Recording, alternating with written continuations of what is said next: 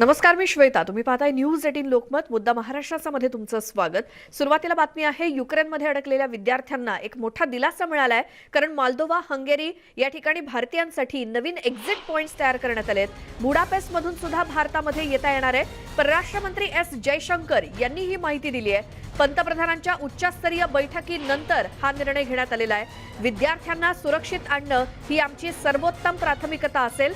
विद्यार्थ्यांसाठी विशेष विमानांची सोय करणार असून परराष्ट्र मंत्री जयशंकर यांनी ही सगळी माहिती दिली. काल पंतप्रधानांच्या उपस्थितीत एक उच्चस्तरीय बैठकीचं आयोजन करण्यात आलेलं होतं आणि यामध्ये युक्रेनमध्ये अडकलेल्या विद्यार्थ्यांना एक प्रकारे दिलासा देण्यात आलाय. मॉल्दोवा, हंगेरी या ठिकाणी नवीन एक्झिट पॉइंट्स तयार करण्यात आलेत भारतीयांसाठी. बुडापेस्टमधून सुद्धा भारतामध्ये येता येणार आहे. पोलीस सीमेवरून सुद्धा भारतीय विद्यार्थ्यांना बाहेर पडता येईल. खरं तिथे त्यांना बाहेर काढणं कठीण आहे, मात्र जे काही विद्यार्थी बाहेर पडू पाहतायत, भारतीय विद्यार्थ्यांना एक रेल्वे स्टेशनकडे जाण्यास सांगण्यात आलेलं आहे.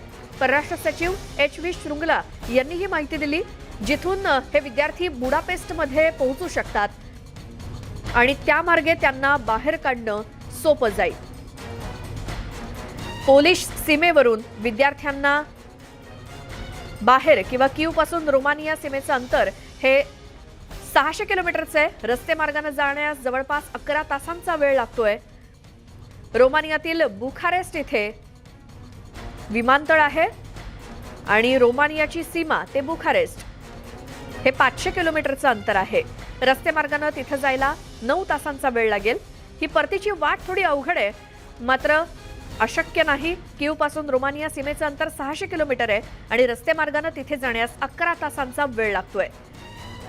युक्रेन पोलंड सीमेवरती काय अडचणी आहेत, तर सीमेवरती चेकपॉइंट जवळ विद्यार्थ्यांचा छळ केला जातोय अशी माहिती समोर आली. सीमा ओलांडण्याची परवानगी त्यांना मिळत नाहीये. सुरक्षा रक्षक लाच मागत असल्याचा आरोप देखील केला गेलाय.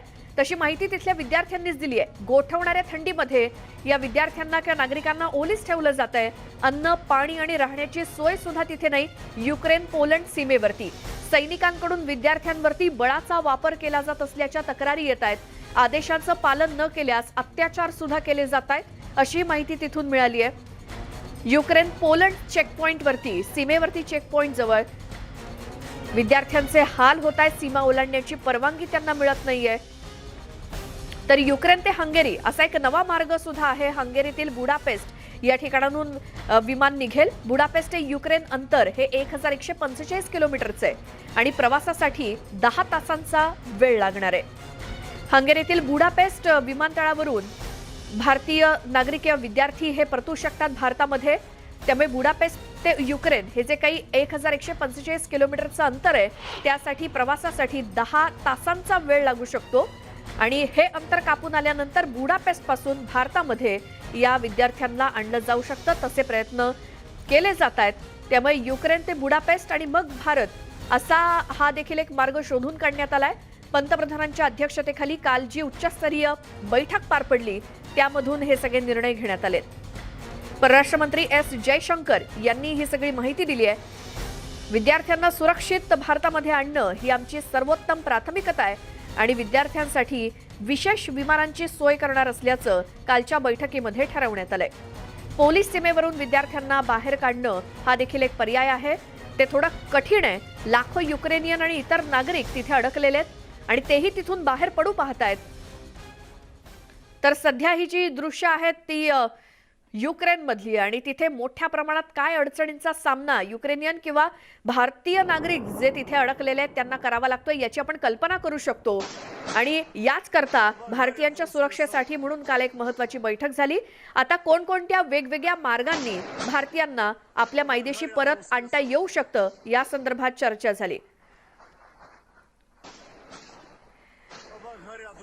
तर ही दृश्य जी ताजी आपल्या समोर येत आहेत, ही सगळी युद्धाची आहेत आणि तिथे मोठमोठे बॉम्ब हल्ले आणि कशा प्रकारे या सगळ्या अडचणींचा सामना युक्रेनियन लोकांना करावा लागतोय याची आपल्याला कल्पना येऊ शकते. काही रहिवाशी इमारती आपल्याला तिथे दिसत आहेत. रात्रीच्या वेळी मोठमोठे बॉम्ब हल्ले केले जात आहेत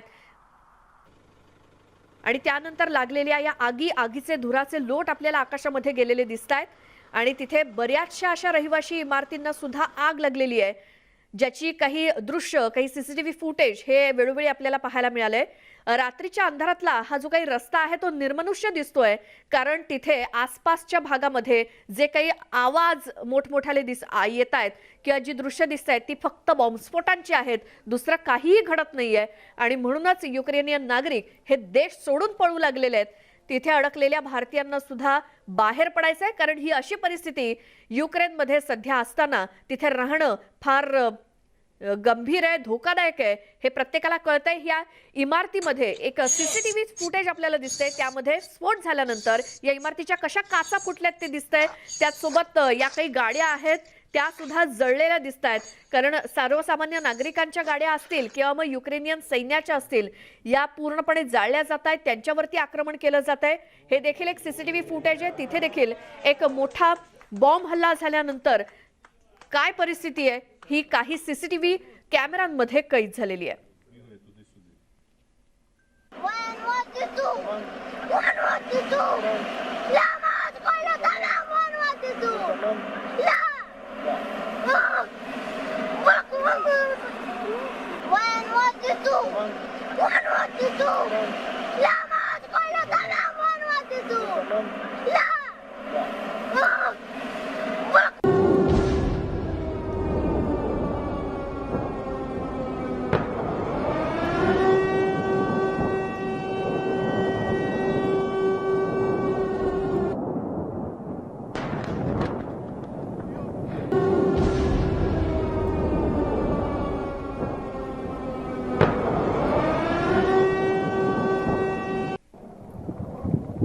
Что там, мразь?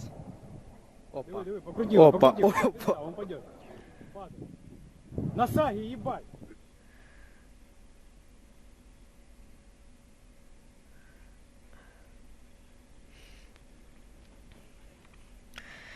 हे युद्धातले काही चित्र आपण पाहत होतो आणि काही नागरिकांच्या सुद्धा प्रतिक्रिया, ज्या लहान मुलीची प्रतिक्रिया अतिशय बोलकी होती, याकडे आपलं लक्ष असेलच. मात्र आता थेट जाऊयात, संभाजीराजे छत्रपती बोलतायत.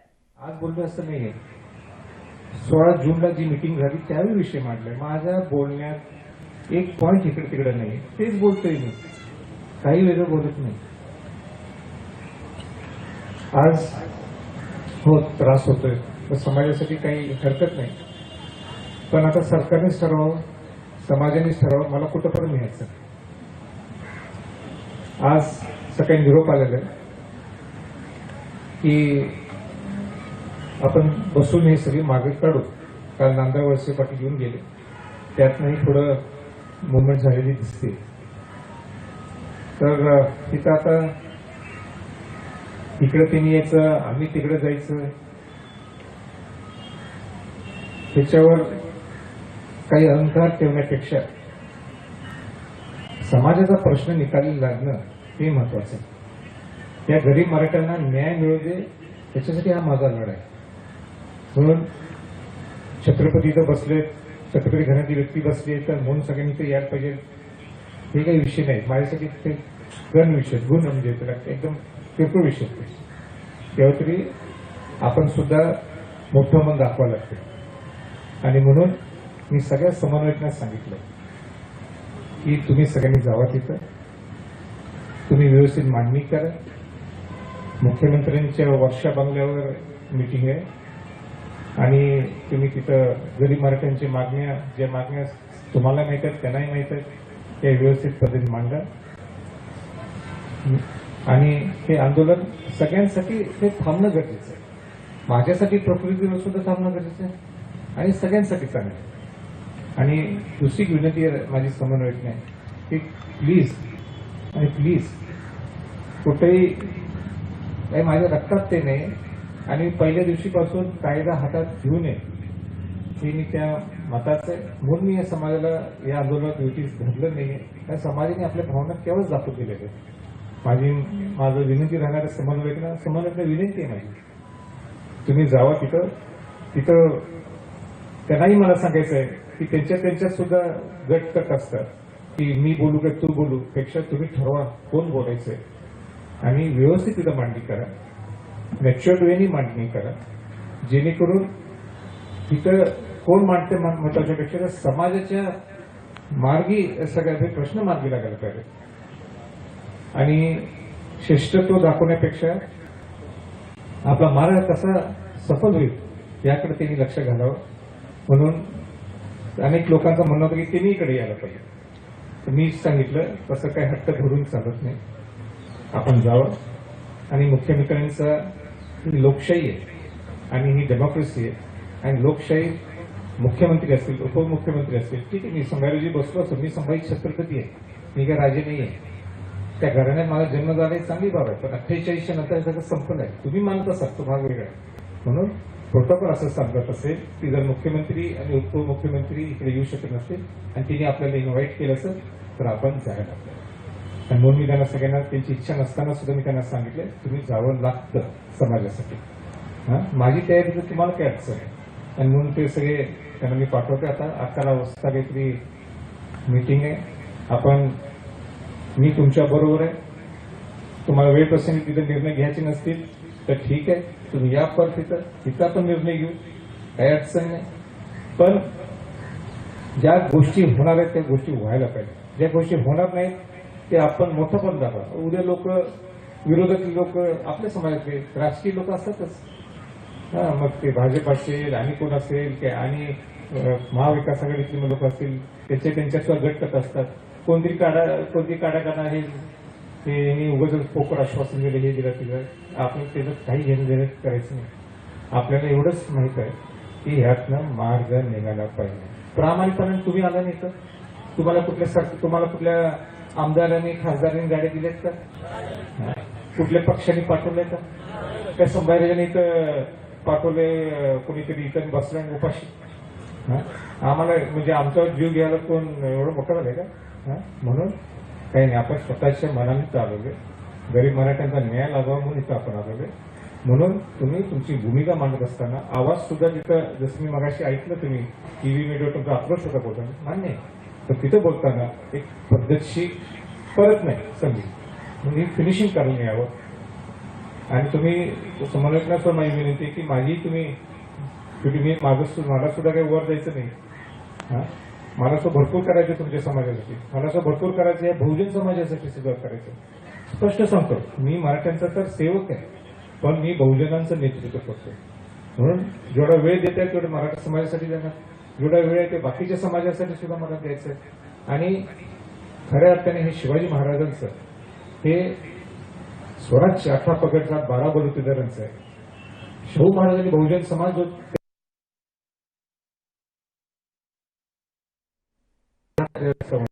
मला योगदान द्यायचं आहे. मग माझी हात जोडून विनंती आहे समन्वयकांना सुद्धा आपण मार्ग काढून यावा अशी माझी विनंती आहे.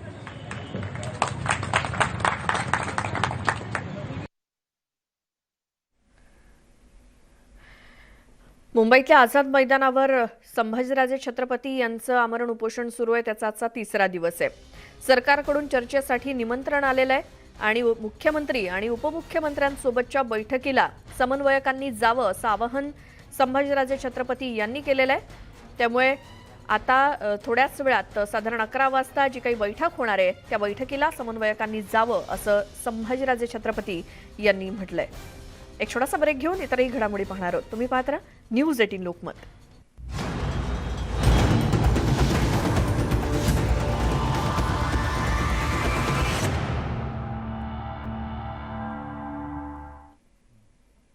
ब्रेकनंतर बुलेटिनमध्ये तुमचं स्वागत. राष्ट्रवादीचे अध्यक्ष शरद पवार यांची परराष्ट्र मंत्री डॉक्टर एस जयशंकर यांच्याशी फोनवरून चर्चा झाली. युक्रेन आणि रशिया सरकारनं शैक्षणिकदृष्ट्या महत्त्वाच्या शहरातील विद्यार्थ्यांच्या सुरक्षिततेसाठी कार्यवाही करावी अशी मागणी करण्यात आली आहे. युक्रेनमध्ये खार्किव शहरात हल्ले होत आहेत. तिथेच भारतातील अनेक विद्यार्थी शिकायला जातात.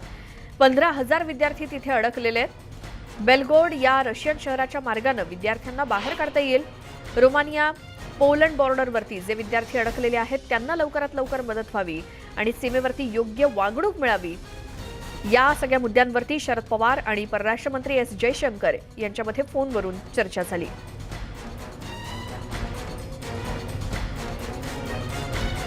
युक्रेनमध्ये अडकलेल्या नागरिकांच्या सुरक्षिततेसंदर्भात या दोन्ही नेत्यांमध्ये फोनवरून चर्चा झाली. कारण युक्रेनमध्ये सध्या जे काही वातावरण आहे आपल्याला दृश्यांमधून आपण कल्पना करू शकतो की तिथे उपस्थित असलेल्या नागरिकांना किंवा भारतीयांना नेमक्या कोणकोणत्या अडचणीतून जावं लागत असेल. दूरवरती फक्त बॉम्ब स्फोटाचे हल्ले आणि निघणाऱ्या ज्वाळा इतकंच फक्त दृश्य सध्या दिसतंय. लोक आपापली घरं सोडून दूरवर अक्षरशः देश सोडून पळू लागलेले आहेत आणि सीमेवरती या नागरिकांचा छळ केला जातोय अशी देखील माहिती समोर आली. काही लोकांनी आपल्या मोबाईल कॅमेरामध्ये कैद केलेली ही दृश्य आहेत जिथे हा असा रणगाड्यांच्या माध्यमातून स्फोट केले जात आहेत युक्रेनमध्ये वेगवेगळ्या ठिकाणी. खार्किव या भागामध्ये सुद्धा भारतीय नागरिक किंवा विद्यार्थी मोठ्या संख्येने आहेत आणि खार्किव या भागामध्ये सुद्धा मोठ्या प्रमाणात हल्ले सुरू आहेत. काही सर्वसामान्य नागरिकांच्या गाड्या आहेत त्या या ठिकाणाहून जात असताना किंवा जे काही बॉम्बस्फोट होत आहेत अक्षरशः हृदयाचा थरकाप उडवणारे असे हे बॉम्बस्फोट आहेत. मोठमोठे भले मोठे आवाज येतात ज्यामुळे काही इमारतींना सुद्धा त्याची हानी पोहोचते. प्रचंड नुकसान तर झालेलं आहे. शेकडो लोक यामध्ये ज्यांचा बळी सुद्धा गेलाय. युक्रेनियन नागरिक मृत्युमुखी पडलेत या सगळ्या स्फोटांमध्ये आणि युक्रेनमध्ये अडकलेल्याच भारतीयांच्या सुरक्षिततेसाठी म्हणून या दोन्ही नेत्यांमध्ये चर्चा झाली. कारण जर युक्रेनमध्ये सुरू असलेल्या या सगळ्या हल्ल्यांची जर दृश्य पाहिली तर अक्षरशः भीतीदायक अशी ही सगळी दृश्य आहेत. कारण आणि तिथे या सगळ्या वातावरणात उपस्थित असलेले नागरिक कोणत्या अवस्थेत असतील याची आपण फक्त कल्पनाच करू शकतो. आणि त्यातच भारतातले जे काही विद्यार्थी युक्रेनमध्ये उच्च शिक्षणासाठी गेलेले आहेत त्यांना तर या सगळ्या परिस्थितीमध्ये स्वतःची काळजी घेणं हीच एक खूप मोठी गोष्ट आहे. सध्या त्यांना भारतीय दूतावासाकडून मदत केली जाते. अनेकांना आतापर्यंत एअरलिफ्ट सुद्धा करण्यात आलेलं आहे. ही सध्याची दृश्य जी ताजी आपल्या समोर येत आहेत ती देखील एक मोठा असा स्फोटाचा आवाज येतोय. जो स्फोट कोणाच्या तरी कॅमेरामध्ये कैद झालेला आहे. दूरवर तिथे झालेला बॉम्ब हल्ला आणि त्यानंतर उसळलेला हा आगडोंब हा देखील अंगाचा थरकाप उडवणार आहे. आणि या सगळ्या हल्ल्यांमध्ये आणि बॉम्बस्फोटांमध्ये आतापर्यंत शेकडो युक्रेनियन नागरिकांचे बळी गेलेत. आमच्या प्रतिनिधी स्वाती लोखंडे सध्या आपल्या सोबत आहेत. स्वाती, या सगळ्या परिस्थितीमध्ये भारतीयांना वाचवणं ही खरं तर खूप मोठी प्राथमिकता आहे. शरद पवार आणि आपले देशाचे परराष्ट्र मंत्री यांची सुद्धा फोनवरून एक महत्त्वाची चर्चा झालेली आहे. काय सगळ्याबद्दल सांगाल? जर आपण बघितलं की मागच्या 2 दिवसांमध्ये विद्यार्थी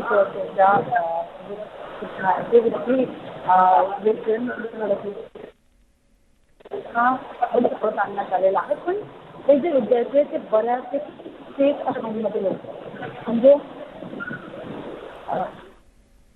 स्वाती, आवाज नीट पोहोचत नाहीये तुमचा. मात्र ही जी काही दृश्य आहेत ती खरं तर धडकी भरवणारी आहेत आणि या सगळ्या परिस्थितीमध्ये असलेल्या भारतीयांना वाचवण्यासाठीचे प्रयत्न किंवा आपल्या भारतामध्ये परत आणण्यासाठीचे प्रयत्न युद्धपातळीवरती केले जात आहेत. आणि म्हणूनच शरद पवार आणि परराष्ट्र मंत्री एस जयशंकर यांच्याशी फोनवरून चर्चा झाली या दोन्ही नेत्यांमध्ये. आतापर्यंत अनेक विद्यार्थ्यांना एअरलिफ्ट करण्यात आलेलं आहे. मात्र आणखीन अजूनही हजारो विद्यार्थी हे युक्रेनमध्ये आहेत आणि त्यांनाच परत आणणं ही मोठी प्राथमिकता आहे. तर रशिया युक्रेन युद्धाचा 5वा दिवस आहे आणि दोन्ही देशांचं मोठं नुकसान तर झालंय आणि पुतीन यांच्यावरती आता दबाव वाढला जातोय की दबाव वाढतोय. अण्वस्त्र सज्ज करण्याचे आदेश पुतीन यांनी आपल्या सैन्याला दिलेत. पुढचे 24 तास युक्रेनसाठी महत्त्वाचे आहेत असं युक्रेनचे अध्यक्ष झेलेन्स्की यांनी देखील स्पष्ट केलंय.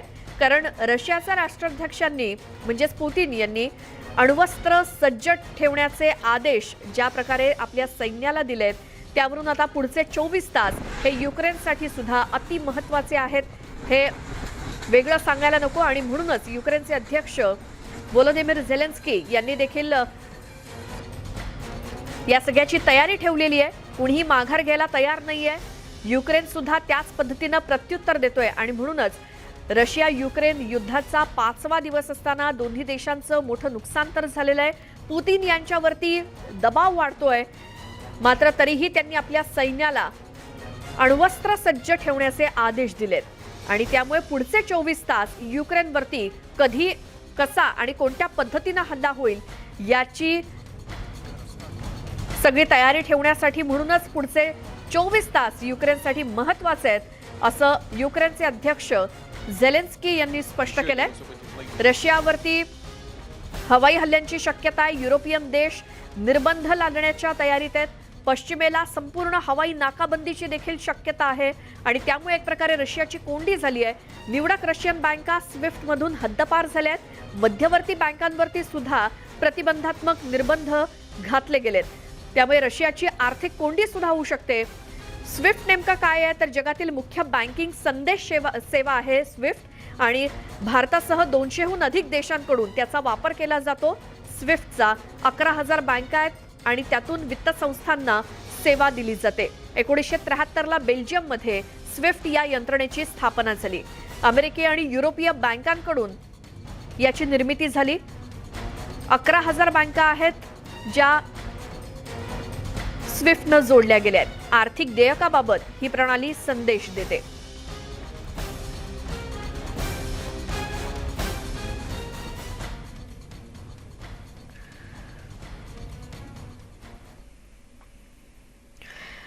तर एकूणच ही सगळी युद्धजन्य परिस्थिती आणि यामध्ये रशिया युक्रेन युद्धाचा मोठा फटका इथल्या भारतीयांना बसलेला आहे. अनेक भारतीयांना निर्वासितांच्या छावण्यांमध्ये आश्रय घेण्याची वेळ येऊन ठेपली आहे. अनेक विद्यार्थी या निर्वासित छावण्यांमध्ये थांबलेत आणि त्यांच्या अन्न पाण्याची व्यवस्था काही स्वयंसेवी संस्थांकडून सध्या केली जाते.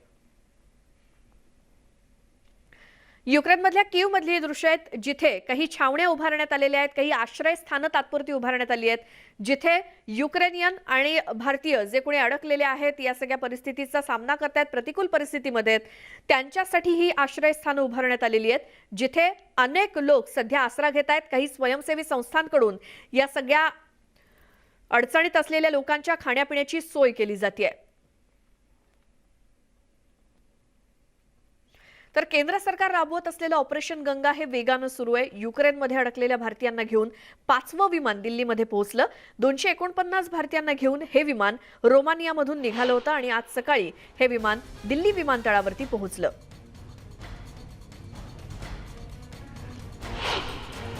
हे 5वं विमान आहे जे युक्रेनमधून भारतामध्ये दाखल झालंय आणि भारतीयांना घेऊन 249 भारतीय पुन्हा एकदा भारतामध्ये परतलेले आहेत. आणि ऑपरेशन गंगा हे केंद्र सरकारचं जे मिशन आहे ते सध्या वेगानं सुरू आहे. आणखी 249 भारतीयांची सुखरूप सुटका झाली. ते आपल्या कुटुंबियांना भेटल्यानंतर त्यांचा आनंद आपल्याला दृश्यांमध्ये दिसतोय. दिल्लीमध्ये आणखी एक विमान ऑपरेशन गंगा अंतर्गत दिल्ली विमानतळावरती दाखल झालं. त्यावेळी आपल्या नातेवाईकांना रिसीव्ह करण्यासाठी त्यांचे नातेवाईक जे कोणी दिल्ली विमानतळावरती आले होते, स्वागतासाठी पोहोचले होते, त्यांना खरं तर आनंदाश्रूच अनावर होत नाहीयेत, अनावर झालेत कारण भारताच्या ऑपरेशन गंगा अंतर्गत युक्रेनमध्ये अडकलेल्या आणखी 249 भारतीयांना सुखरूपपणे भारतामध्ये आणलं गेलंय. एक्चुअली हम लोग बॉर्डर क्रॉस करके आए थे बट हमको इंडियन एम्बेसी ने बहुत ही हेल्प किया, प्रोटेक्ट किया है. हमको कुछ दिक्कत नहीं आई है. सिर्फ बॉर्डर क्रॉस करने में ही दिक्कत आई है बिकॉज ऑफ बहुत सारी यूनिवर्सिटीज के बच्चे थे. दैट्स वाई हमको प्रॉब्लम आई है. बट हमको इंडियन एम्बेसी ने बहुत हेल्प किया. हमारी यूनिवर्सिटी ने भी हमको बहुत प्रोटेक्ट किया है. हमारे इंडियन एम्बेसी ने भी हमको बहुत प्रोटेक्ट. अभी सिचुएशन तो अभी क्रिटिकल ही है बिकॉज ऑफ बहुत सारे बच्चे और गेट वगैरह वो बंद करते ओपन करते बंद करते ओपन करते. दैट्स वाई सिचुएशन वहाँ पे थोड़ी बहुत ही क्रिटिकल है. आज ही हम लोग आए हैं और गवर्नमेंट ने बहुत ज़्यादा हमारी मदद करी है. ऑल्दो जो बॉर्डर के उस पार था वो कंडीशन कुछ अलग ही है, बट जैसे ही हम ये बॉर्डर क्रॉस करते हैं रोमानिया का, उसके बाद जो कंडीशन मिलती है, जो हमें हेल्प मिलती है गवर्नमेंट से, वो वाकई ही बहुत ही सराहनीय है कि हम लोग बहुत ही ज़्यादा अप्रिशिएशन करते हैं गवर्नमेंट का कि काफ़ी ज़्यादा अच्छी फैसिलिटीज़ प्रोवाइड करी हैं. Even the meal, even everything facility, travel तक का जो हमें वहाँ तक गवर्नमेंट ने पहुँचाया है वो बहुत ही ज़्यादा अच्छा है. Like I can't express in my words, but I really admire the work which our government is doing, the officials are doing, even the embassy of the India, which is located in the Romania, is also helping a lot. But I want that जो लोग बचे हुए हैं, जो उस पार हैं उस gate के, वो कुछ टाइम से 2-2 दिन तक रुके हुए हैं, बस उनकी कैसे भी हेल्प हो ताकि वो लोग है ना उस बॉर्डर को क्रॉस कर पाए. Thank our Prime Minister Narendra Modi ji, who just went all the way out to just help us. And जैसी भी वॉर सिचुएशंस हैं, ठीक है, कोई वहाँ पे फील सेफ नहीं करेगा, ठीक है. टेरिबल सिचुएशन से हम लोग निकल के आए हैं एंड वो सिचुएशंस उनको याद करना, there really horrible. And let's just keep praying for those जो अभी तक बॉर्डर्स भी नहीं क्रॉस कर पाए, ठीक है. Please keep praying for Ukraine. It's just a beautiful country. वहाँ पे सिर्फ पीस की ज़रूरत है, देयर इज़ नो वॉर, ठीक है. That's it. End please keep praying for the ones who haven't reached here.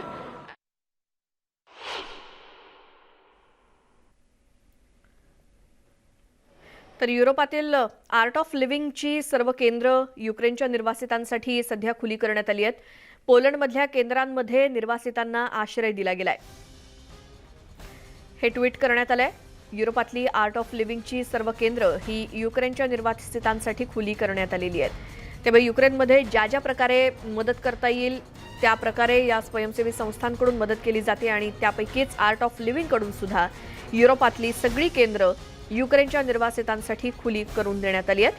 म्हणजे युक्रेनमधून देश सोडून गेलेले जे कोणी नागरिक आहेत, भारतीय आहेत, जे सीमा ओलांडून ज्यांना आता राहण्याचा प्रश्न आहे, ते आर्ट ऑफ लिव्हिंगच्या सर्व केंद्रांमध्ये राहू शकतात. तसं ट्विट आर्ट ऑफ लिव्हिंगकडून करण्यात आलंय.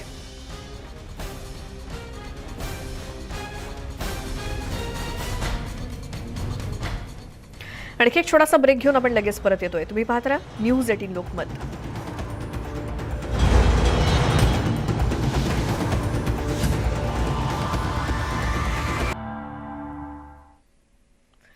ब्रेकनंतर स्वागत. पुढची बातमी पाहूयात. युक्रेन संकटावरती पंतप्रधानांनी आता उच्चस्तरीय बैठक बोलावली आहे. भारत सरकारचे काही मंत्री युक्रेनच्या शेजारील देशांमध्ये स्थलांतरणाचे समन्वय साधण्यासाठी जाण्याची शक्यता आहे. युक्रेनच्या शेजारी देशांना सरकार मंत्र्यांना पाठवणार आहे. रोमानिया, हंगेरी आणि पोलंड हे जे काही शेजारी देश आहेत युक्रेनचे, तिथे केंद्रीय मंत्री पाठवले जाण्याची शक्यता आहे. यासाठी केंद्रीय मंत्र्यांसोबत एक उच्चस्तरीय बैठक पंतप्रधानांनी बोलावली आहे युक्रेन प्रश्नी. आणि भारत सरकारचे काही मंत्री हे युक्रेनच्या शेजारच्या देशांमध्ये स्थलांतराचा समन्वय साधण्यासाठी म्हणून जाण्याची शक्यता आहे. युक्रेनच्या शेजारी देशांना सरकार आपल्या मंत्र्यांना पाठवण्याची शक्यता आहे. रोमानिया, हंगेरी, पोलंड हे जे काही युक्रेनचे शेजारचे देश आहेत, तिथे भारताचे केंद्रीय मंत्री स्वतः पाठवले जाण्याची शक्यता आहे. आणि यासाठी एक महत्त्वाची उच्चस्तरीय बैठक पंतप्रधानांनी बोलावली आहे सर्व केंद्रीय मंत्र्यांसोबत. त्यामुळे युक्रेन संकटासंदर्भात जे कोणी भारतीय आहेत त्यांच्या सुरक्षिततेसाठी, त्यांच्या सोयीसाठी भारतातील केंद्रीय मंत्र्यांना युक्रेनच्या आसपास असलेल्या देशांमध्ये पाठवलं जाण्याची शक्यता आहे. आमचे प्रतिनिधी प्रशांत लीला रामदास आपल्यासोबत फोन लाईनवरती आहेत. प्रशांत, काय याबद्दल माहिती सांगाल? पंतप्रधान नरेंद्र मोदी यांनी युक्रेनच्या संकटावरती पुन्हा एकदा एक हाय लेवल बैठक बोलवलेली आहे. काल एक हाय लेवल बैठक झाली होती, त्यानंतर आज देखील हाय लेवल बैठक होण्याची शक्यता आहे. त्यामध्ये भारत सरकारचे काही मंत्री युक्रेनच्या शेजारी देश आहेत त्या देशांमध्ये जे स्थलांतरित भारतीय आहेत त्यांच्यासोबत समन्वय साधण्यासाठी जाण्याची शक्यता आहे.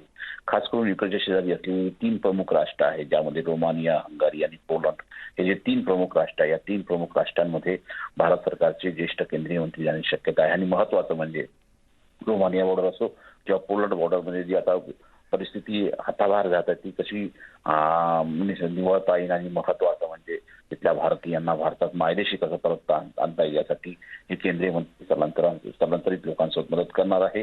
आणि सोबतच ज्या पद्धतीने त्या बॉर्डरवरती देखील काही भारताचे कम्युनिकेशन सेंटर उभारता येईल का यासाठी देखील प्रयत्न होत आहे. आणि या संदर्भात हाय लेवल बैठक होईल. त्या हाय लेवल बैठकीनंतर निश्चितपणे मंत्र्यांची नावं पुढे येण्याची शक्यता आहे की कोण कोण मंत्री जाईल. पण या घडीला 3 ते 4 मंत्री हे साधारणतः या युक्रेनच्या सीमा भागात असलेल्या देशांमध्ये जाण्याची शक्यता व्यक्त केली जात आहे. जी प्रशांत, धन्यवाद तुम्ही दिलेल्या माहितीसाठी. त्यामुळे भारतीयांचा भारतामध्ये परत येण्याचा मार्ग आणखी सुकर व्हावा यासाठी केंद्रीय स्तरावरती जी काही पावलं उचलली जात आहेत त्यासाठी आणखी एक उच्चस्तरीय बैठक पंतप्रधानांनी बोलावली आहे. आणि त्यामध्ये केंद्रीय मंत्र्यांना बोलावण्यात आलंय. त्या केंद्रीय मंत्र्यांना युक्रेनच्या आजूबाजूच्या देशांमध्ये पाठवलं जाण्याची शक्यता आहे.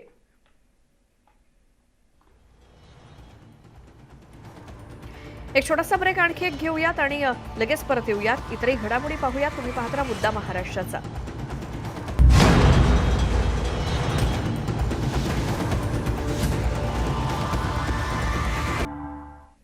ब्रेकनंतर स्वागत. कठोर मेहनत आणि आत्मविश्वासाच्या जोरावर सर्व काही करणं शक्य आहे आणि न्यूज 18च्या बायजूज यंग जीनियस सीझन 2 मध्ये आम्हाला अशा चिमुरड्यांचा शोध लागला की त्यांनी अशक्य ते शक्य केलं. असेच काही जीनियस आपल्याला या आठवड्याच्या मालिकेमध्ये बघायला मिळणार आहेत. पाहूयात त्याचीच एक झलक. नमस्कार and welcome to Byju's Young Genius Season 2. Byju's Young Genius, News 18 की एक पहल इंडिया को इंडिया के यंग जीनियसेस से मिलवाने की. The world turns to our sun to power our future. I'm Vinisha Umashankar. I'm 15 years old. I'm the innovator of the solar ironing cart. Please welcome the former coach of the Indian men's cricket team, ace commentator and a man who I have great respect for, Ravi Shastri.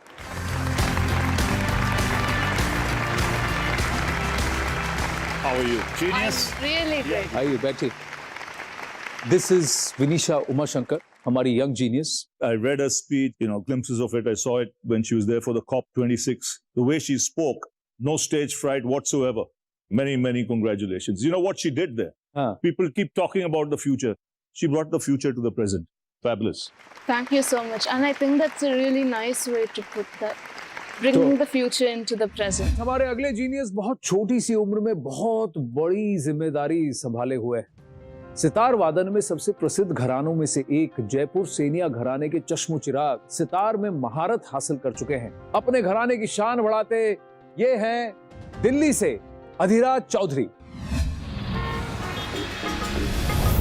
मेरा नाम है अधिराज चौधरी और मुझे सितार बजाना बहुत पसंद है.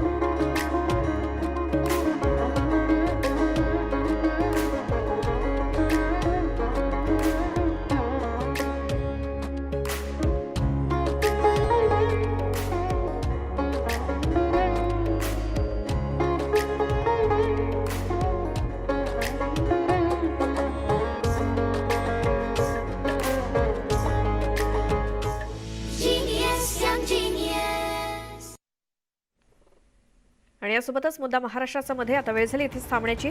सगळ्या ताज्या बातम्यांच्या अपडेट्ससाठी न्यूज 18 लोकमतच्या YouTube चॅनलला सबस्क्राईब करायला विसरू नका. फेसबुक ट्विटरवरती सुद्धा मला फॉलो करा.